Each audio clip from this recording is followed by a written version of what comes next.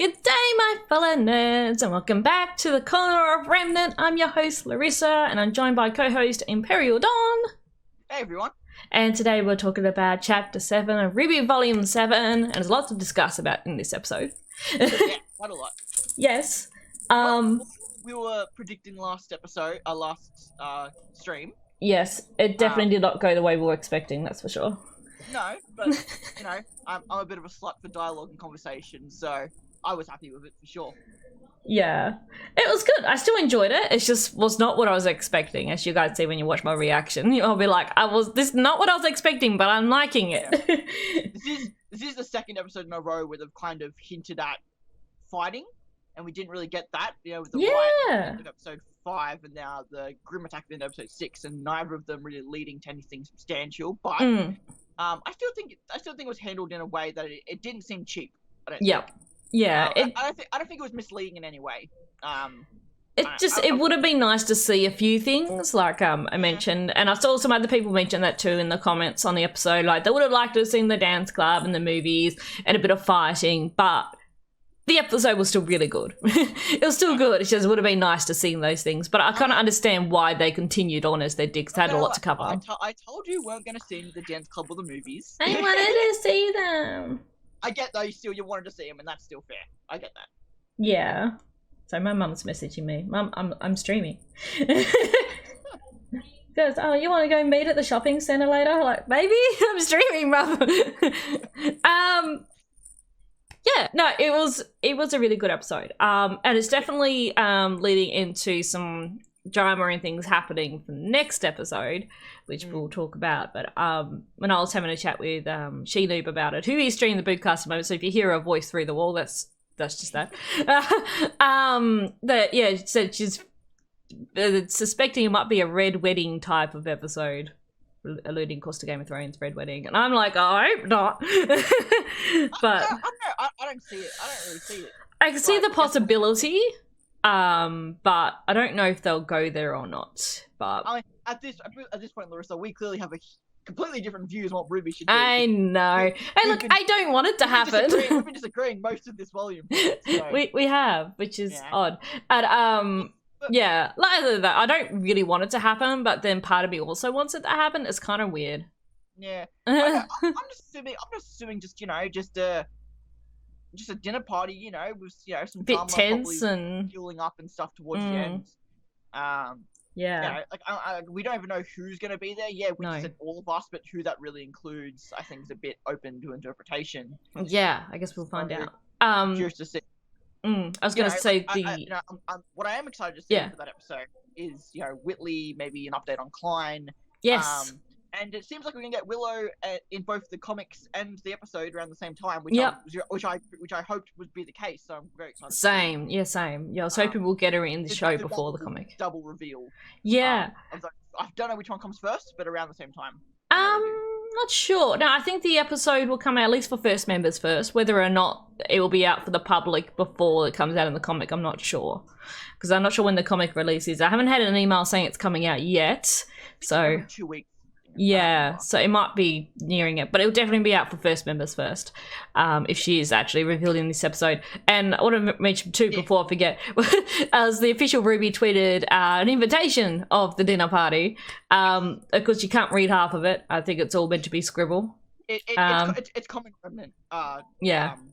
Writing where you can't read what the fuck. Yeah, that's it. It's very similar to what we have seen in previous writing. Like we can read maybe the header and a title and stuff, but the rest of it is just Remnant scribble. Which, to be fair, if that's a kind of like a lazy way to say they have their own alphabet writing way, then cool. I think that's cute. Yeah, it's just though the title and everything's all in English. It's just like, but people are just saying Jax is really bad handwriting, and they're like, okay, sure. If it was Jax who fit out the invitations, I doubt it. I mean, just like how we have difference between the capitalized letters and smaller case letters, I could actually see like there's an alphabet where like titles and headers and stuff are written in a different way compared to regular text. I don't know. I'm just spitballing here, but I like it here. Yeah, it was still cool. I still really like the invitation, and I think it's cool how the official RWBY has been tweeting out something. Not every episode, but every second or third one, it's posting a little something. Like before we got chapter 2, we had the pamphlet about Atlas Academies recruiting and whatnot. And didn't we get something for Robin Hill as well before chapter? I think we got like the propaganda poster. Yeah, I think we did get the propaganda poster. Yeah. So I think it's cool that they're doing that. It's nothing spoilerish. It's just additional stuff, which is cool. Well, I think it is the first time I believe that they've had the official Twitter for during. The it is. Yeah, I believe. They might have had it during Volume 6, but I know it definitely wasn't. No, I'm pretty sure it's relatively new. I think it came out early in the year, just after Volume 6 finished. I believe so. I do believe. I think so. Yeah, it is good. So that way, rather than Rooster Teeth account, because it used to be from Rooster Teeth, but then not all Rooster Teeth followers and fans watch RWBY, so it's good to actually have their own RWBY account and for the RWBY fans. But episode. It was really good. I watched it a few times. I had to sort of go back and rewatch things which I had sort of forgotten and such. But yeah, it was good. My mum's still messaging me. Mum, I'm streaming. Yes. You want to start? So we start off just getting like an overview of like the city, the day afterwards, the Grimm kind of been dealt with and such, and then we just cut into and like higher degrees of like law and security have been introduced over the city. Yes. To kind of keep everyone in line and keep everyone got like the idea I guess of being like let's keep everyone quiet and under wraps, therefore less Grimm will come in the future. It's kind of like punishment for the city for losing their mind. I was just getting the episode up too. It is really telling when Jacques I guess it wasn't just Jacques, this is more the Tyrion thing. Yeah. But I do like the pseudo idea of the whole city losing its mind, causing a Grimm attack just because Jacques was elected. I think it's a combination of the two. There's would be a lot of people very disappointed. Similar to what's happened in the UK currently with their new election, and everyone really annoyed and upset about that. I think it's a similar sort of thing. That they will be very disappointed and fearing for their life and whatnot with Jacques. I'm not too curious how public the Tyrion attack was. Obviously the Penny video was posted, but I figured that was in the aftermath. So I don't know how much the Tyrion attack actually attracted the Grimm, because that would have been a pretty small scale, unless it was publicized. But I don't think it was. But no.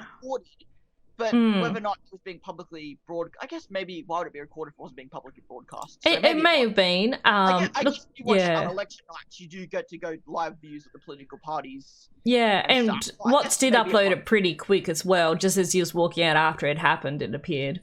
Yeah, I guess the Grimm didn't come to a little bit afterwards, everything, so... Okay, I guess that all makes sense. Yeah. So I think it was sort of a combination of the two things, which attracted all the Grimm and whatnot, and then we just get to see, Penny, just kind of like distraught, she failed in her mind, and you got the little robot patting her on the head. That was so cute. Okay, that's cute. Good choice there, but I still very cute, and I definitely get the poor girl. Penny deserves so much better. She does. I just feel so bad for her. And we see her again a bit more further in the episode, but it was like, oh, Penny, I just want to hug you. It's okay. All the guilt she had from episode 5 when Robin, called her out, and then her guilt of failing to protect the people in episode 6. Yeah. And now the more guilt of further realizing she had failed. Yeah, and that the public want to have her deactivated as well. So it sucks. She doesn't. Yeah, it's horrible. It is horrible. After that, we sort of saw shots of Mantle. Everyone seems to be sort of like under a curfew sort of thing.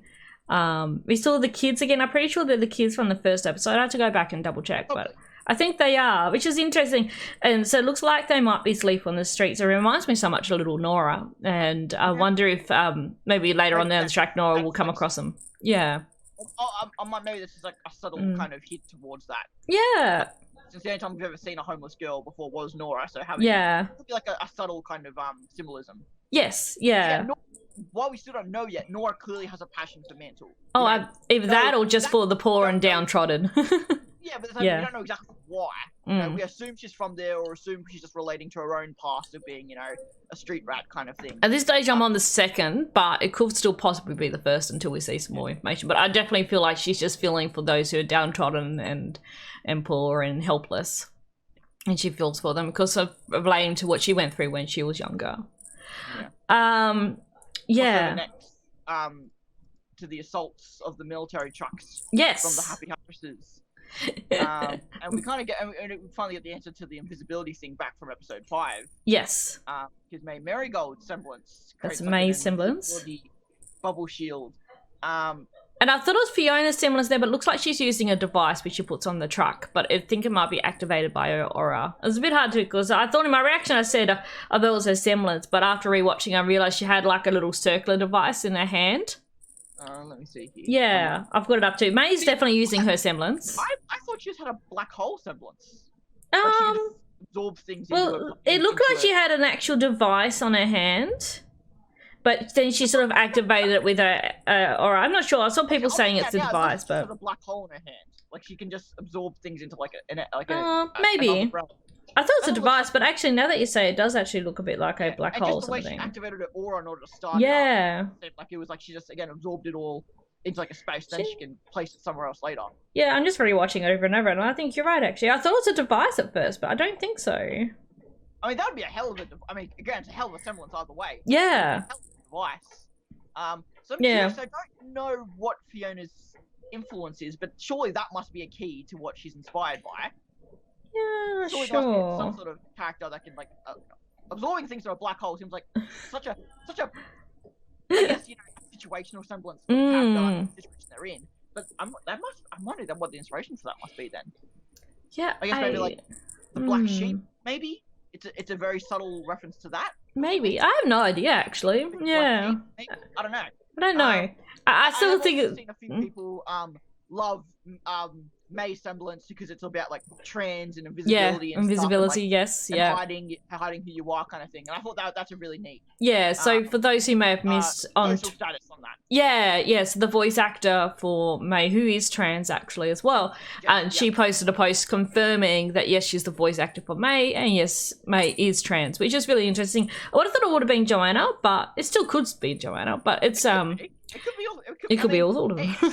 Interestingly enough, they the modeler for Robin, who posted the concept art this week, also noted that this was the first time they used a male model to actually design a female character. So Robin's male is based on the default male model. Yes. Which is why she looks so much more slender and kind of different from our female characters. Yeah, she does. Facial structure. So whether that means anything, I don't know. I don't know. It's interesting. But, they all seem to have kind of gender neutral, I guess, in a sense. They're all a bit more like not so obvious of, you know, what they are, which I think is the point of them. You know, to be a bit ambiguous. Yes. So, you know, either way it doesn't really they are who they are, you know, regardless. It doesn't matter. I don't think. So yeah, they've been hitting military trucks, you know, and Clover mentioned before, you know, this was the final step. He's like, well, if I'm not gonna do it legally, fuck it. I'm actually just gonna do it legally now. Yeah, well, she's angry and she wants to know what's going on. So the only way she feels that she can do this is just by keep stealing the trucks until eventually finds out what's going on. I believe. Stealing from the rich, giving to the poor. Again, and has also rallied all of the mantle suppliers to kind of be like, no, don't give stuff to the military anymore. So now, so now even what little suppliers they do have now, because they can't get more from the suppliers, are now also getting stolen. So again, he said himself that the project is stalled. The Amity project is stalled because they literally have all the supplies they can't get anymore, and what they have is getting stolen or going back to the mental wall. So the whole situation on the military and Ironwood's part's just absolutely been stuffed up. Sure.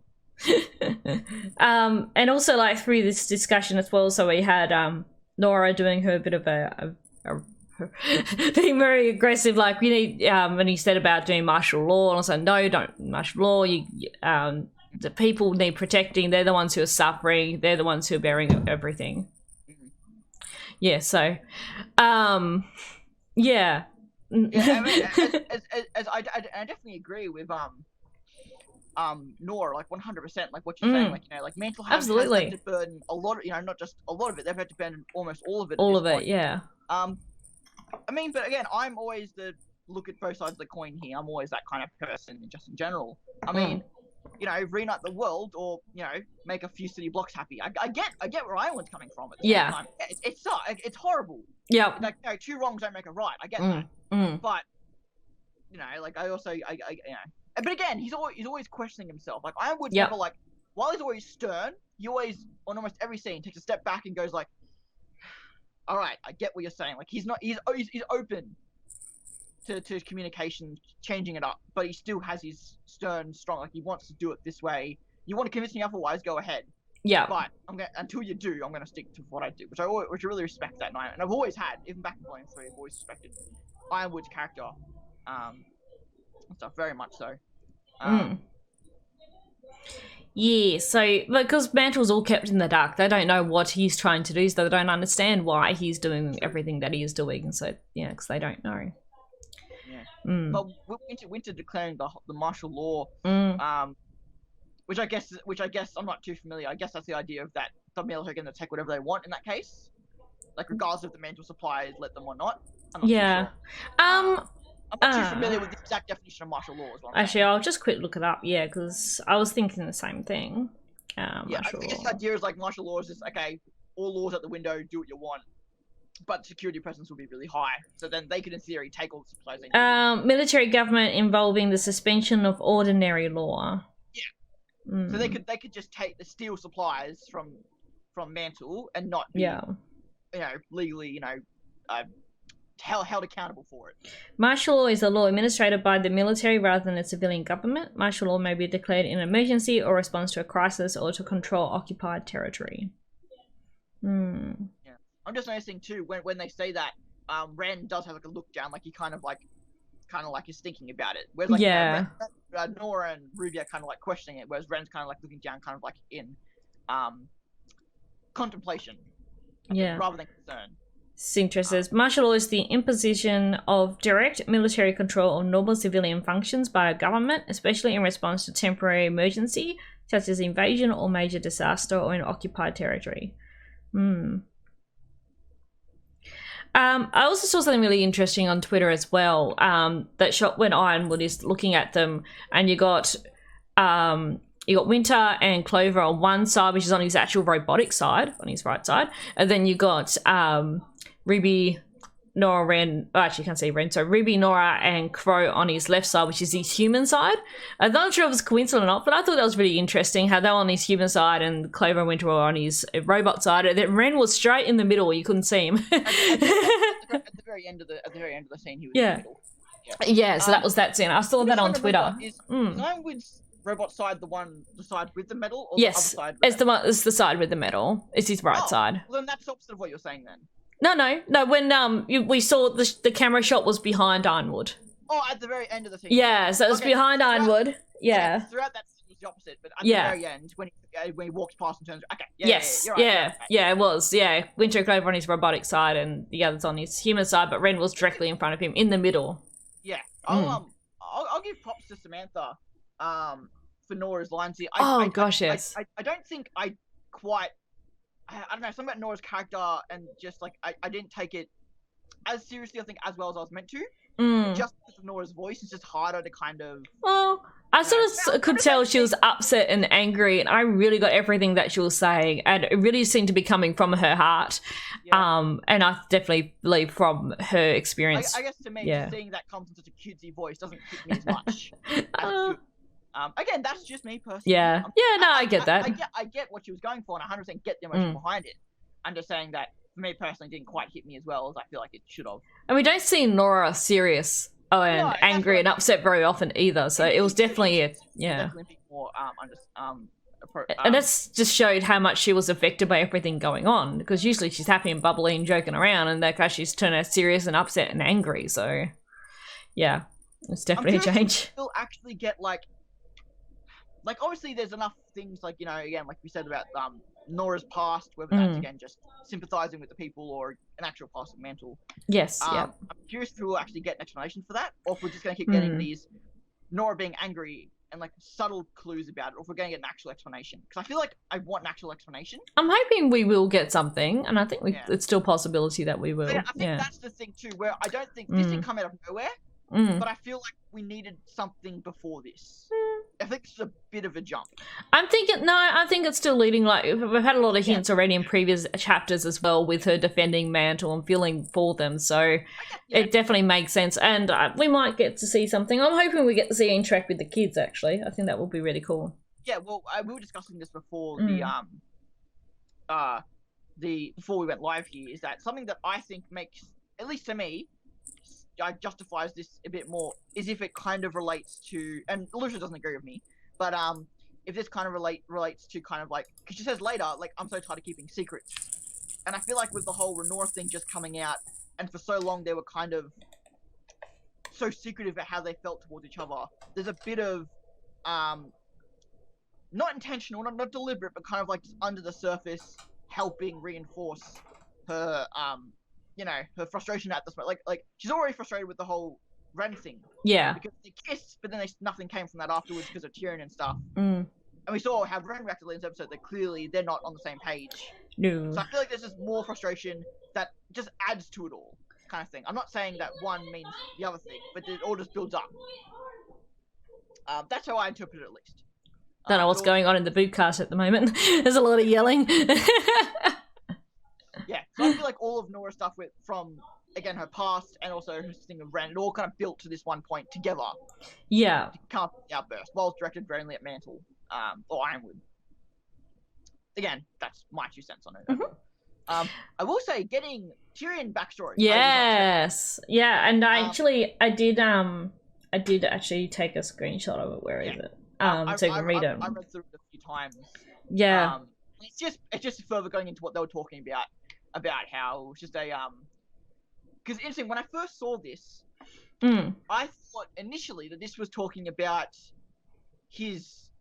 what Amity Arena mentioned about him on the search for Ruby, killing dozens and dozens of people all across Anmar. Yeah. We actually found Ruby. So I thought initially that's what they were talking about. And I guess, while unlikely it could be, I don't believe so, because I think this all that he could have still done that, but this seems to have happened before he had the run-in with Salem. This is like when Salem first found him. I believe so. Yeah, the suspect seemed to be weeping before saying the word beautiful. Transmission ends immediately. No survivors found. No body was found. He's presumed dead. Yeah. And then he went back to kill the huntsman who captured him in the first place. But also, I'm just saying, I think just in the context of, there's nothing here that says it couldn't be. In terms of, like, you know, he goes tail cut off, he ran away, and he ended up getting captured, and Grimm saved him. Yeah. Again, I don't think that's the case. I do think this is before he even met Salem. I think, to me, it definitely seems, Yeah.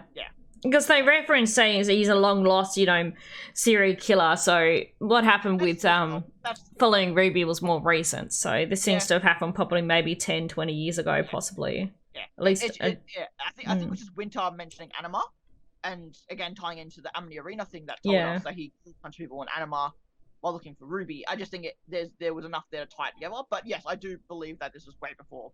Obviously, I do believe that. It was very interesting, so I definitely recommend anyone as well pause the episode and actually read it really clearly. It's a bit hard to read, but it's a bit hard to read, but it is really interesting. Yeah, but mainly, he got captured and then he escaped, basically. But knowing that he is actually like he is like an actual known person in the world, I wasn't expecting. I was expecting just kind of like Cinder, I guess we assume, to kind of just be this kind of just like someone Salem found and it's just raised from birth, and it's just this kind of like. Just kind of like a secret agent. Yeah. That doesn't have a past, doesn't have an identity. So I'm surprised that they gave that to Tyrion. Yeah. But good. Like, glad they can go back and add all this.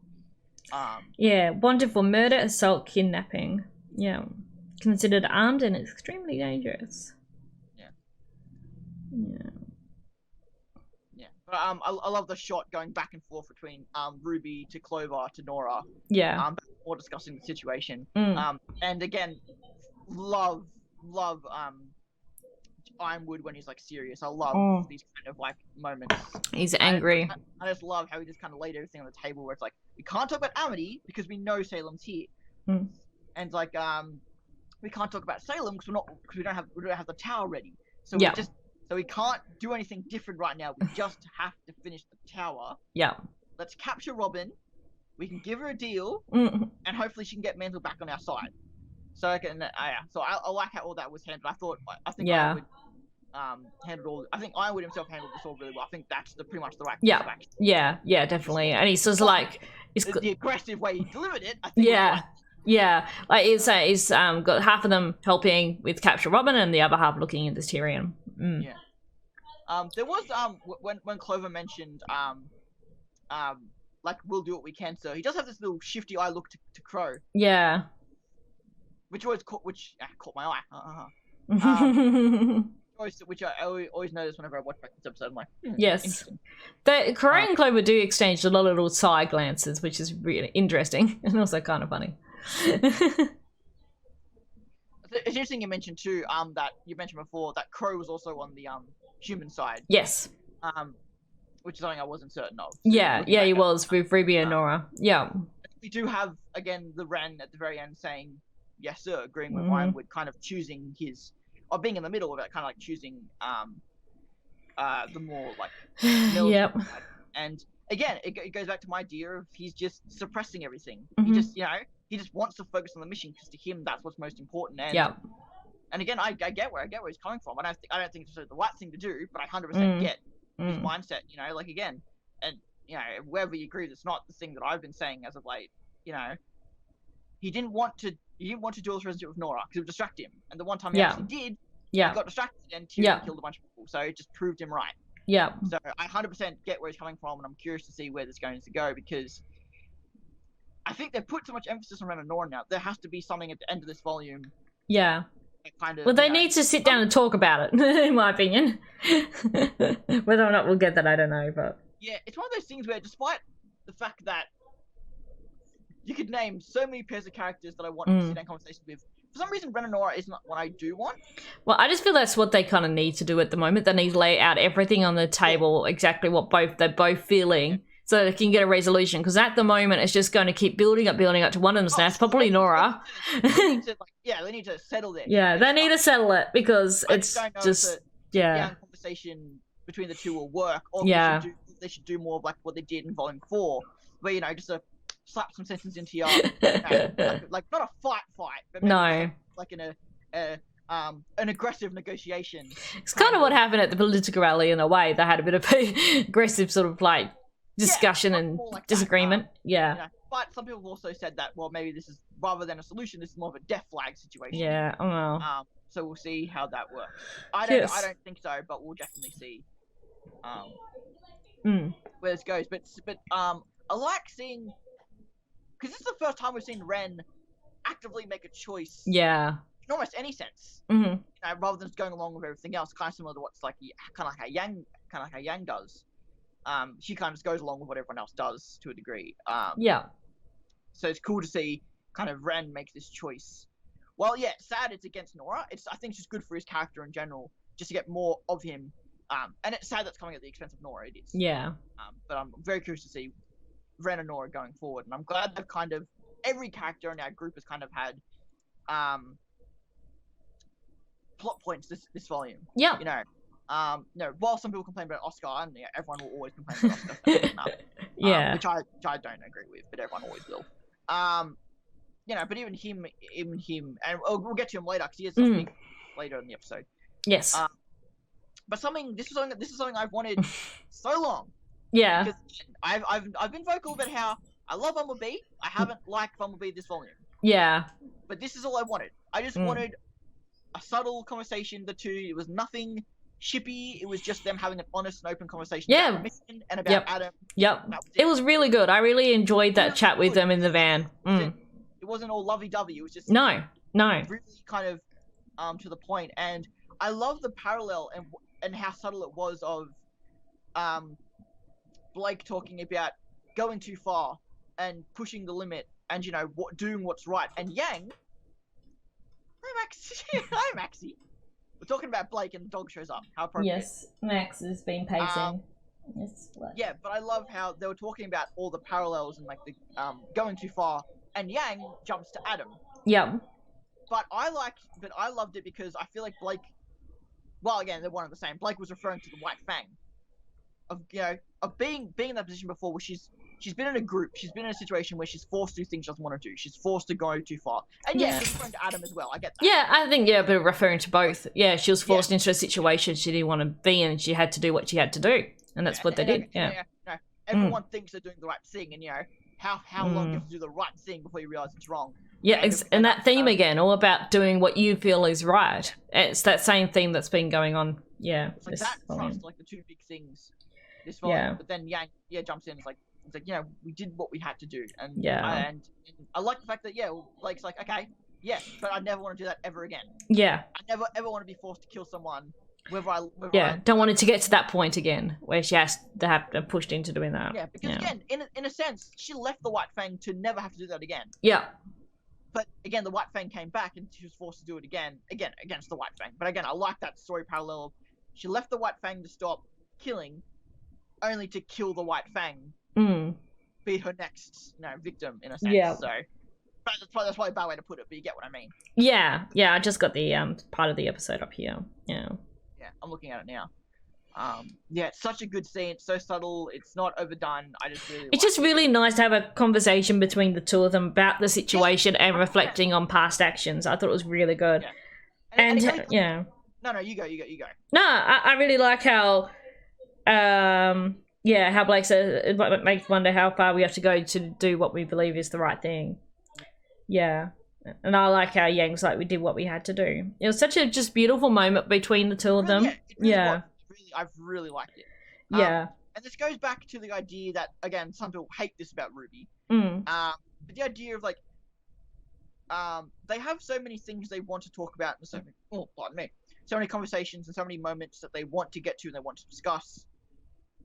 But they always just push it back, So it's like whenever there's a moment or something that needs to be discussed between characters, I feel like at this point it will always happen. Yeah. It's just going to be pushed back because they only have so much screen time to use. Oh, my eyes are watering. It goes back to, the Renora thing that could have happened in Volume 5, didn't happen to Volume 7. Yeah. Pyrrha thing could have happened in Volume 5, didn't happen to Volume 6. Yeah. This talk could, people would, I would say this probably should have happened earlier, but it happened now, and I'm just happy we got it. I think, and again, the way they wrote it now, it feels like it made sense. It does, because that's the thing. They're going to have these moments and just wait till it's most appropriate to use them, or when they get the appropriate screen time to do them, and write them in that way where it works. So it's not like they because people say they miss out on a lot of potential. It's like, no, they just delay potential because of screen time. Yeah, they'll get to the potential eventually. You just got to. I just have to find the right moment for it to be. Yeah. And I think you have to have that open mind when you watch RWBY. That it's not going to happen in the most satisfying moment because it just can't sometimes. Yeah, but they'll make it work when they get to it. Yeah, and this is a perfect example of that. Yeah. I think, because I really liked this. Yeah, I really liked it, and I like how they sort of like the situation with Robin. They're going after a huntress who believes she's doing the right thing, and Blake's not really agreeing with that, and Yang's like, well, why should we do it? I think that's a really big moment for Yang. Yeah. Yeah. Because I'm like, while I'm not surprised she did that. I just think man, I feel like, why did they hit me so hard? Yeah, I thought it too. I was like, oh, okay. Oh. Wow. Right. People coexisting in a TV show and actually it going okay. Yeah. Weird. That doesn't normally happen. Well, Yang's always been one, especially in her songs as well, not one to be conform to someone else's ideals and following someone else's rules and such. She is who she is. She's her own person, and she wants to be her own person, make her own decisions rather than just following everyone else, sort of thing. So and she still butted heads with Robin when they actually met. They still did butt heads. They still didn't. She was still her angsty, angry self. Yes. So was Robin. Actually, the two were actually quite alike. Well, we could discuss that scene if you want to, and then go back to the penny bit. Oh, was there a penny bit I missed? Yeah, after the discussion in the van, and then goes to that scene. Then it goes back to Robin. So we'll talk about the penny bit. Oh yeah. I really liked this bit. It was really interesting. I loved how like Penny was there. They're extracting the information, of course, from what you would have seen, and just so have RWBY, Weiss, Pietro, and Maria. Yeah, and I really like how they didn't drag it out. Like they said, like, we'll pull her memory files. We can prove her innocent. I'm glad they didn't drag that out because, you know, I'm sure a lot of people find the episode 6 hard to believe that it all happened the way it did. So I'm glad they're not dragging it out because I know some people weren't.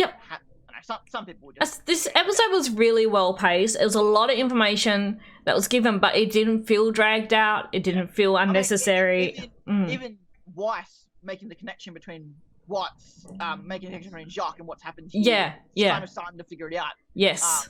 Which again, it was so subtle. It was like the only line Weiss had this episode, but it was enough. It was just like, and Pietro's like, we're dealing with the same enemy from Beacon with how they've packed everything. So they're starting to slowly put things together.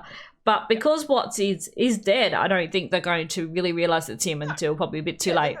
That's never going to be a suspect because, again... No, everyone thinks he's dead, which is convenient. Damn it. But yeah, they're slowly starting to put things together, though. Yeah, and one more thing I do really like... I might have mentioned this, I don't remember. I like how short the video clip was. Yeah. Like because, like, again... that was some impressive editing very quickly, so I'm glad how short the clip is. Yeah. It's kind of like... makes it more believable Watts did what he did. Yeah. It's just a really short little clip that's just like one camera angle, that's all it is. It's just 3 seconds. But that's enough to frame her, but that's also small enough to be a believable edit in the like in what he did. So I like that. Exactly. And it's I think it was at the start of the episode that mentioned that people believe it's doctored, that it's fake. But there's still people who want to have Penny deactivated anyway because they don't trust it. Some people would believe it's fake. Some people believe, because I'm sure there are plenty of people who've been saved by Penny and would have faith in her and believe in her. But exactly.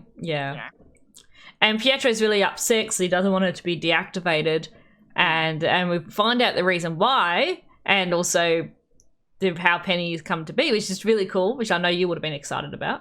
Yeah. And the staff of creation in the same episode. Yes. Because a lot of people would have thought they were one and the same. Yeah. A lot of people had the idea that Penny was created through the staff of creation. Yeah, which would have made sense, but no. Yeah. No, the idea was, and again, I love aura, this kind of like symbiotic kind of ideas. I love this kind of stuff. But I love the idea that, Pietro has taken parts of his aura, like literally split his aura in two. Yep. To kind of create Penny. So they're one and the same soul. But the more you split your soul, I guess actually kind of it's a bit like Voldemort sort of thing. The more he splits his soul, the less which is really interesting to me because I'm now thinking about it now. You look at someone like Weiss and Jean. Yeah. Weiss has a pretty poor aura, at least defensively. Yes. And you have Jean who has a very, very strong aura pool. So I'm curious if much like because genetics will determine how long you live naturally, like how long you will live until you die. Yeah. I'm curious if aura works in a similar way. Like if you have a certain kind of aura, you're more likely, not definite, but you're more likely to live longer if you have a stronger aura. So someone like Weiss and Ren might sadly not have as long of a lifespan, potentially, compared to someone like Jean, who has such a strong aura pool, can heal himself and live longer. Possibly, Pietro's coughing, because we were curious, why was Pietro coughing? Why is he looks like he's sick? His aura can't sustain his own body anymore, kind of thing. And the weaker his aura is getting, because again, everyone has an aura.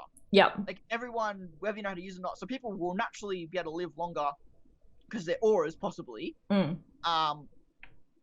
regardless of whether you know how to use it or not. So it doesn't say huntsmen will live longer than normal people.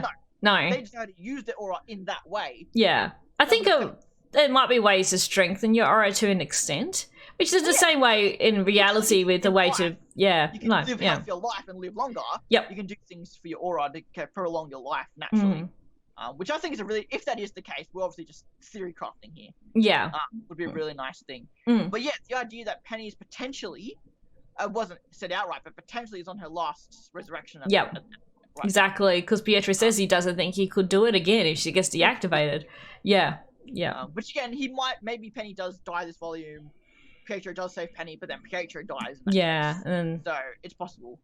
And it even more like the fact that she's his daughter in a way, because she's a part of him. So because I originally really liked the theory idea that like he actually had a daughter who was dying, and that's why her soul or was transplanted into Penny. But in this case now that she's part of him, he's part of his aura. So it's really interesting. So she's a part of him, and they're reliant on each other. So again, like they're symbiotes of each other. They have each other's auras. Yeah. They're very much reliant on each other. Yeah, so if Pietro dies, then Penny can't be resurrected again. That's it. If Penny dies, and that's really detrimental to Pietro if he wants to bring her back. Yeah, he has to make the choice whether he sacrifices the last bit of his aura to bring Penny back alive again, or he doesn't. I really love Maria being a boomer in this episode. Hacking and technology and stuff, which is so that's so Dutch. What about the good old days where we just killed everyone, fight everyone to death? I love Maria. So good to see her again too, because we haven't seen her since chapter 1, so it was good to see her again.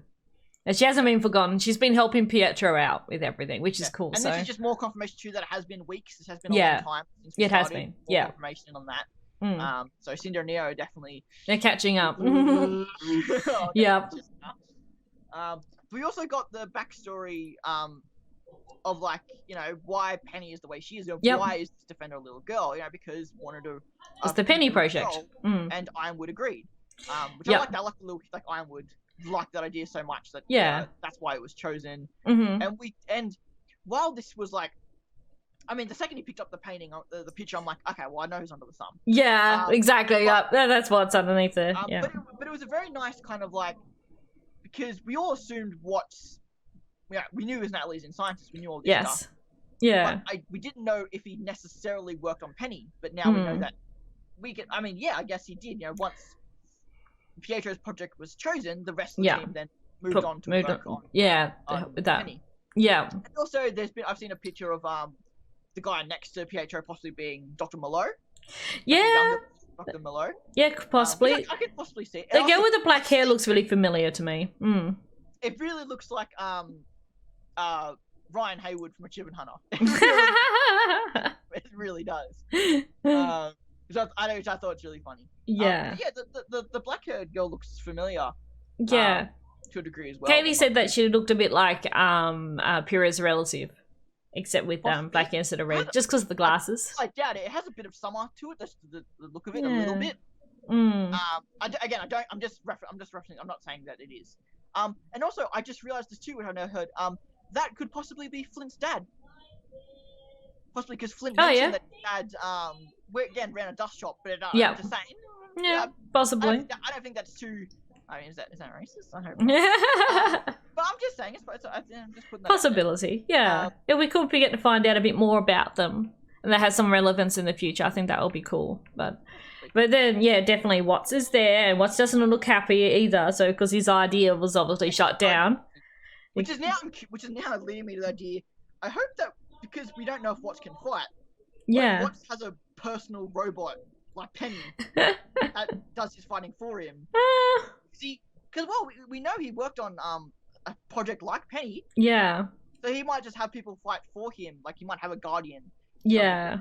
Because he can't fight. So I'm curious if that's the case. Well, there's been no teasing at that so far, so I don't know if that would be the case. Don't know. It's interesting with his rings that he wears too, which he uses to hack the security as well as when he was doing the whole thing with Penny. So I'm wondering if it maybe his idea that he projected was something to do with the rings, because we haven't seen anyone else use them. Well, it might be like a Pacific Rim kind of thing, where it's like he can control, like VR almost, like a VR where he can control a robot. Yeah, with his rings, because they like rings. You can kind of fight in a robot avatar. Yeah, that would be cool. Yeah, I wonder if that was something to do with the rings, was what the idea that he had put forward, but of course got shot down in favor of the Penny project. So, yeah, it's just a thought. I thought, I wonder. Yeah. But yes, that was really cool. Got to see again. We're slowly finding more information about Watts, that Jax knew him on a first name basis, and of course, he was part of the Penny project at one stage. So, we then jump into the fight. Yep. the Bumblebee Robin fight, and this was the thing that was in the trailer. I wondered that in the ad teaser thing. Yeah. Teaser. Yeah. And again, I really like this whole scene, like this fight. It's a bit short, but I still really like it. Yeah, it was still really good. We got to see Robin fighting, which we haven't seen actually yet, except for the intro. She's like a professional huntress. Huntress. So it's just definitely cool seeing her fight. I love her weapon. It's so simple, but I really do like the weapon a lot. It's really cool. Yeah. And I really just enjoyed the dynamics of this fight. I thought it was really neat. And we got to see Blake use her shadow clones again, except with 5 version this time, which looked really cool in the new engine. I'm definitely. I still think. I still think that I'm still curious what the fight of the volume is going to be, because that is something that has been a bit like we had a lot of fighting, but we had a lot of training. We've had a lot of practice fighting. We haven't had a good one-on-one fight yet. It's already episode 8 coming up soon, and I doubt we're going to get one then. Which we, we're wondering if it's going to be the season finale, because this is the break week afterwards. Not sure yet, though. It's going to be like the mid-season. I mean, mid-season finale, yeah. It is going to be the shortest episode of 15 minutes, 30 seconds. Okay. So it's going to be the shortest episode. Which again, considering the nature of the episode, I think that makes sense. That seems appropriate. Have we had the thumbnail for it yet? Yes, it was just Jacques sitting at the end of a table. Oh. And it was called Cordially Invited. I can't. That's right. I think I did see that. I've forgotten what it was. Yeah, that was released like as soon as the episode came out. Yeah. Came out very quickly. On Verve. But I do love the continuation of Robin's tend to nickname people. Yes, Fisticuffs. I really want to know what she's going to call Blake, but we got to call Blake a nickname. But yes, and I like how Yang and Blake are sort of like, well, Blake was really unsure, sort of looked to Yang, and then they told her about that there was a communications tower. That's what they're building. And we found out. I love Yang trying to explain that, and just like, I know what the towers are. I know what the tower is, Fisticuffs. I know what the towers are, Fisticuffs. So funny. But yeah, she asked Blake to hold her hand, and lo and behold, truth semblance. Yeah, that's probably why she has a finger missing. She probably needs like have an exposed skin, not actually bond with the person. Yes. Possibly. Yeah, which I really like. So I think some people thought that Iron would have a semblance like this. Yeah, a lot of people did. Yeah. And I figured she'd have some sort of like, not light. I thought she had like more like a truth-telling serum kind of semblance, but now she has a light, which is something similar. Yeah, like, it's cool. Forcing people to tell the truth, she can just test if people can tell the truth. Yeah. Which I really like that. And she's very surprised that Blake was actually telling the truth about the communications tower. That's the thing. I don't know if this is a criticism on Aaron. I hope it's not. But when I first saw this episode, I thought it was a truth-telling, because just the way Blake was talking, it sounded like she was almost talking mindlessly. Oh, okay. It was just like she was saying without actually thinking. So I thought it was a truth. No, again, that's what I don't want to criticize Aaron's performance here. Because it could be because I was interpreting it that way. I heard it that way. And again, I've gone back and listened to it, and I don't think that's as much. We're getting ready by the noob army. I'm combat ready. Morning, hi everyone. Hello. How's the boobcast? I could hear parts of it through the wall. Little laughing and raised voices. Hi everyone, welcome in. Yeah, it's going good. We've just been chatting. We're talking about the Robin and Yang and Blake confrontation bit. We're still at each other's throats and kind of growing anything though. So yeah, we're not agreeing with anything currently. It's tragic. Yes. What is that, Trezo? It's the shrug thing, but just dots. Is that a Wobbuffet? It's a Quagsire. Oh, okay. Very similar. Very similar. How's the beepcast? How'd it go? Yeah, so yeah, we've just been chatting away. Yes, the the truth-telling thing got distracted. Saying how I thought initially it was like a truth-telling serum, because just the way Blake was just trying to be very like very serious, very monotone, just kind of like here's the information as clearly and concisely as I can do it. But just the way she said it at first, I thought it was like she was kind of like being forced to, but then obviously the semblance went green, like, oh, okay, no, it was a truth detector. I think also because she was repeating it back and being very clear with what she was saying too. Yeah. Very concise. So, yes. You know, in my head, I was criticizing Aaron's performance there, which again, in hindsight, I don't mean that at all. No, it's been great. Heard it yeah. Again, it's because that I thought it was going to be a truth-telling Yeah. serum, so I was expecting to hear a mindless performance. Yeah. But now they've gone back with the idea of being a truth detector, lie detector. That I can hear what I was mistaken because I was expecting to hear it. Is why I heard what I anyway. Yeah, but as Jane said, there's a very handy semblance. Yes, absolutely. Yeah, but they're still not tell them everything. No. They sort of got interrupted, which is probably a good thing, actually. Oh, God. Yeah, so then they had to run off, and yeah, that was really interesting encounter.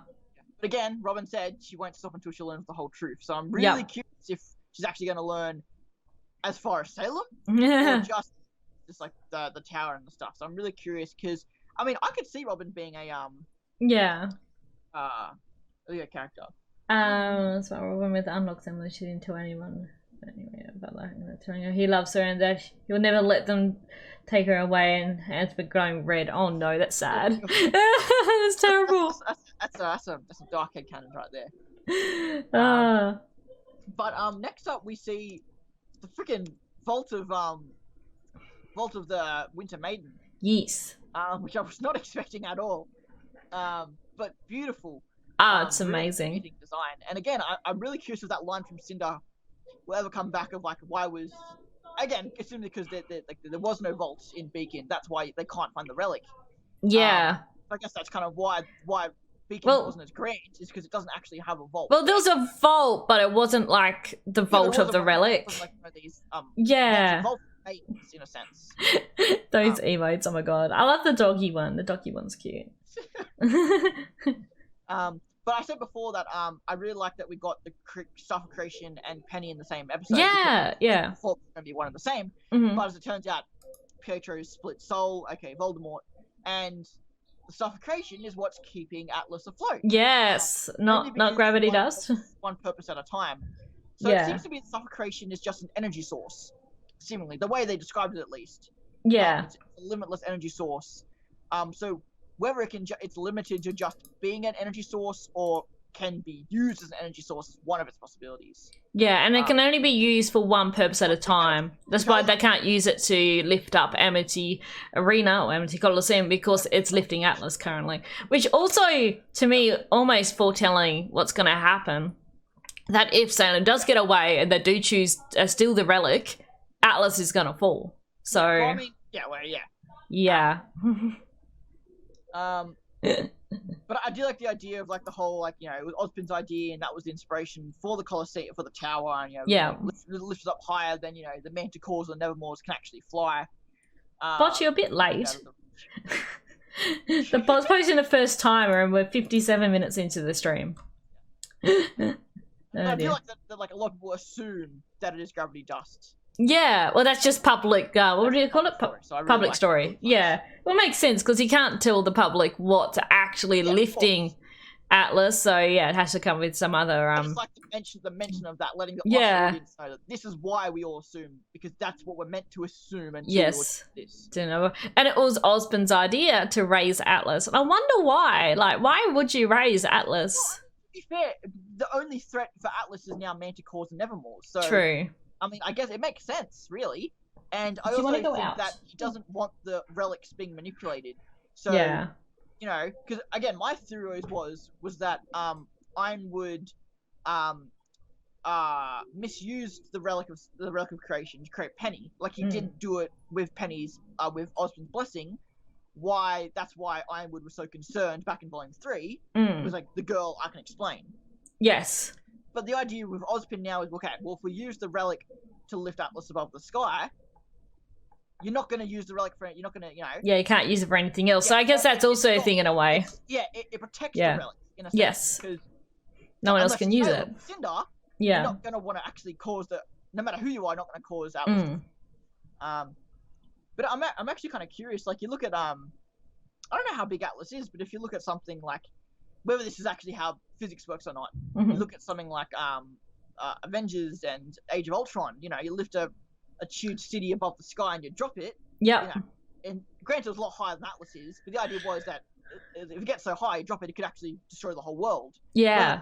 Rooted in reality, I'm not too sure. I think it is. A small meteorite can destroy the world, so I guess that would make sense. Yeah. So I'm curious, like, how widespread the damage would be if Atlas did fall, not just Mantle. Like, you know, it probably caused tsunamis that would hit Vale. It could cause some damage, that's for sure. Yeah. Yeah, so I'm curious to see how that is. But Ironwood does make them point of, you know, eventually you won't even know who's who anymore. Yeah. Poor Oscar. The confirmation that again they kind of like merge into one. Yeah. At least Ironwood has been told. Yeah, it's Ironwood's understanding of it. Thank you, Healthy Bot. Hydrate. I do like Ironwood coming forth and being like, you know, me and Oz didn't always see eye to eye. You know, but Oscar did lay out the idea that, you know, which I think was like him speaking. He was speaking of what he's seen of Ozpin. Yeah. You know. Yeah. But, you know, well, I'm not going to tell you. Look what happens when this person does this thing and does it all themselves and does whatever they think is right. Like he's speaking from experience, not that I would advise that, but speaking to it from experience. Yeah, and also about like not losing our humanity. Our humanity is what makes us better than Salem, which was interesting as well. Yeah. And I was like, but is that our weakness at the same time? You know, does that prevent us from doing what is necessary to do it? And you know, does she still have any sense of humanity left? Yeah. Just reading what J-Spy said as well, whoever removes the relic will probably still be on Atlas when it begins to fall, which will probably be hazardous for the health. Well, they could continue using it though. Like, if they were to remove it, they could continue it to lift Atlas until they were away from Atlas, and then it's probably one of those things where possibly the previous purpose is always in use until you use it for something else. Yeah. Unless until they reuse the relic, it probably will always stay afloat. Though it will be funny, but also not so great for whoever removes it if they do have to quickly yeet themselves out of there. If it's Cinder, she can just fly. It doesn't matter. Well, she has to get out of there. It looks like this was quite, well, to me, it felt like it was in the real depths of Atlas, which will make sense. So it's quite underneath the city and everything. I guess so. So to get out of there, you would have to go back up the lift and then out of wherever. So, unless, of course, you're Raven, you could just teleport out of there. To be fair, Cinder has flown through elevator shafts before. She has, but she has to literally get out and up the elevator and through whatever building's at the top to get out of Atlas before it falls is probably very unlikely. I mean, considering this is probably at the very, Oh, yeah, use a relic to create a parachute or create a portal. You could, you might be able to use the relic to do anything. No, Cinder might be able to actually make portals, because we still don't, because, you know, magic, in theory, could do anything, so she could even just teleport herself out of there. She has to make some quick decisions. And if this is at the very bottom of the island, it might be just better to freaking blow up the bottom of Atlas and just fly out that way. Well, yeah, that's true. Depending how deep this is, if it's in the middle of the Atlas Island or if it's in like the very bottom of the Atlas Island. It seemed to be sort of like the bottom, but I'm not sure. Yes, I'll let you out in a minute, Maxie. Oh, I've got dog hair all over me. Lord. Yeah. I love the Chris. I can't remember his last name, but Chris, the lead sound editor, audio guy on RWBY, tweeted out how he went back to Volume 3 to grab a bunch of audio clips from the little flash Ironwood had. Oh, yes. Of Black Queen Virus. Yeah. So I love that touch. I love that too. He's selling the old Queen symbol again. Yeah, that was really cool. How he felt back then. It was like, like bits of audio from like just before he got shot. Yes. There's some audio pieces from that. So I love that that touch, and it was just a really nice way of showing Ironwood, you know, he's been through this before, he doesn't want it to happen again. Yeah. You know, like, that's why he's so desperate. You know, he's willing to do anything. But like Oscar coming in again and saying that, like, you know, we can't lose ourselves, and, you know, Ironwood even saying, I'm not going to end up like Lionheart, which I love that line. Yes, yeah, exactly, yeah. Then asking, you know, do you believe in me? It's like, I do, but you have to believe in yourself and, you know, do what you talk with people you're most afraid of, leading into obviously the Jacques thing. Yeah, well, yes. I loved Oscar in this as well. Like, being so wise. Like, of course, it's always experiences as well, because he probably would have some of Osmond's memories and experiences too. But just also just talking from but it was just talking from his heart. And this is what he believes is the right thing. Again, the right thing to do. And just being so honest and again, what did Osmond say? Victory will be in a simple soul. Yes. So that can relate to Oscar as well. Yeah, it can. Yeah. Well, that's the thing. With the whole reincarnation thing, it's someone with a soul. Yeah, exactly. So it makes sense with Oscar. Max is sulking. I'll let him out in a second. He's at the door, just lying there with his face up against it. here anyway. Yeah, I think we're almost wrapped up. If you've got any questions you want to ask us, post them now too. And if you're on YouTube, of course, leave them in the comments section, and we'll, one of us will reply to you. Yeah, and you know, it's a simple matter of you know, you're gonna come to. So give it a penny. At what point does his soul become her soul? And would he be recharging her soul in the core, or would he be recreating it? We discussed a little bit our thoughts, of course, as well. It's interesting. Yeah. I think it's more that when he splits his soul, while it is still his soul, I think it's still free to do its own thing. It's free to become free to develop itself. So I think it's just more the idea of that, like, you know, if Pietro cuts his soul again, his soul will probably not be strong enough to support his body. He'll probably die. Yeah. And Penny will be resurrected once again. But the idea is he going to risk that? Is he going to cut his soul again if he needs to resurrect Penny one more time? And like, Aura is a manifestation of the soul. It's not his literal soul as such, but it's his manifestation of his soul. It's his physical representation of it. It's the physical projection. Yeah. So, in a way, like he's splitting and giving it to another being, as in Penny. It is becoming her own thing, and it's created in a way her own soul, her own personality, her own being. Yeah. Aura is just magic created by the soul. Yeah. Which also gives the idea, would someone else be able to split the soul and give it to Penny to help recharge her, and whether she will be any different? That will be interesting. Because it's not so, because his aura isn't being damaged, it's literally being cutting in half. Yeah, he's becoming less and less without aura. Exists somewhere else. You know, it's like the idea of, like, you know, humans can be damaged and grow back, but if you cut off your arm's not going to grow back. Yeah. Well, smaller things can be healed. Yeah. You know, and you know, your body can be weakened and, you know, deteriorate, but it can still grow back. But, you know, cutting off an arm is a different story. Yeah, it's basically he's giving away a part of himself, which can't be. It's still a lot of questions. At least we've got a little bit of answers to how Penny is how she is, which is great, but still a lot of questions about how exactly it works. I mean, Penny doesn't regenerate aura. Well, I don't think she does. I don't know. I'm not too sure. I think yes, because, well, maybe she does regenerate it as such, but if she's deactivated it, it goes. Or she's destroyed. It might be one of those things where maybe she needs to go into those, like, pod things to regenerate her aura, like she was in this episode. Like, she was deactivated, like, turned off at the time, but maybe that also helps to, like... Well, they were extracting her audio files, her visual files. I'm just saying it could be a bit of both, maybe. I'm not sure. Because I know part of the aura to help with the strain. I could definitely see RWBY doing something like that. So the only thing left is just that, like, Ironwood was invited to this. Ironwood, others invited to the this dinner. So, you know, might see Willow. We're gonna see Whitley. Might get some information on Klein. You know, is Blake gonna be there? We're gonna get some fauna stuff with Blake. Maybe. You know, obviously Y stuff.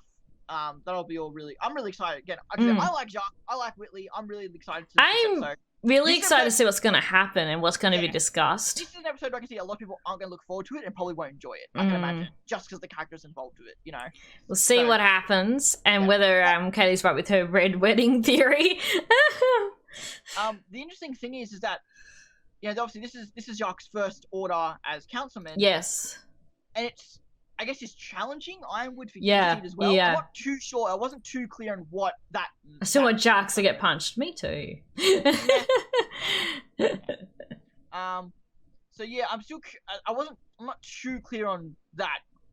Well, it's challenging for him for his seat. So I guess in a way, it's challenging whether he can keep his seat on the council with everything that's happened. He's like a vote of no confidence. His seat in the council, or his 2 seats in the council. Which also is interesting. We see the other council members too, because we haven't seen what they look like and who they are. I mean, I didn't think about that. I assumed it was just going to be Ironwood, Jacques, and then Ironwood's team. I didn't think we're going to see the other councilman. I'm hoping we get to see the other councilman. So it's a real challenge. Yeah. Everyone challenging Ironwood, and he might have to come clear with exactly everything that he's doing.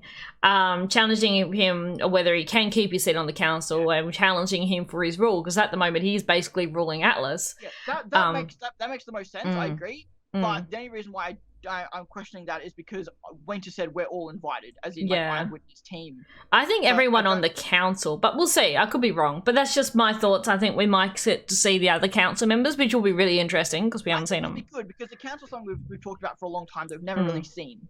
Yeah. Even back in Vale, we were talking about the council. We never actually saw council. No. So it'd be good to actually see that finally. And actually see councilmen. Yeah. Yeah. So I'm definitely curious. It'll be interesting to see who is on the council.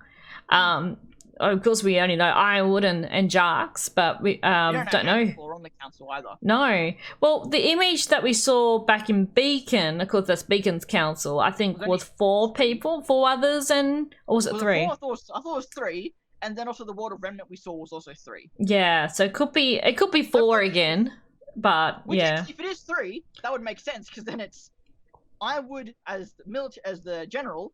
Yeah. Ironwood again as the headmaster. And Jock. Yeah. So that would be the only 3 councilmen. Nah, I think there'll definitely be other councilmen as well. Yeah, I agree. I'm saying if it's 3-person logic, that I wonder how long the council will survive. Well, that was also, I'm not sure if she mentioned on the Boopcast, which she's changed her mind, but when I spoke with Kaylee directly after watching the episode myself, she wondered if the councilmen will be there and it'll be a red wedding where they'll all get killed. Yeah. Which would be interesting. But yeah, I don't know. Part of me wants to see that, part of me doesn't. But I really hope we get to see the other councilmen. I think that'd be really cool. And see how this dinner, I don't think this dinner's going to go down well at all. I'm hoping at the end of it, Ironwood still has his council seat, but who knows? Maybe it might be his turn of the table and he loses his council seat. Then what's going to happen then? Yeah, be really interesting to see what happens. It could be, change everything. Yep.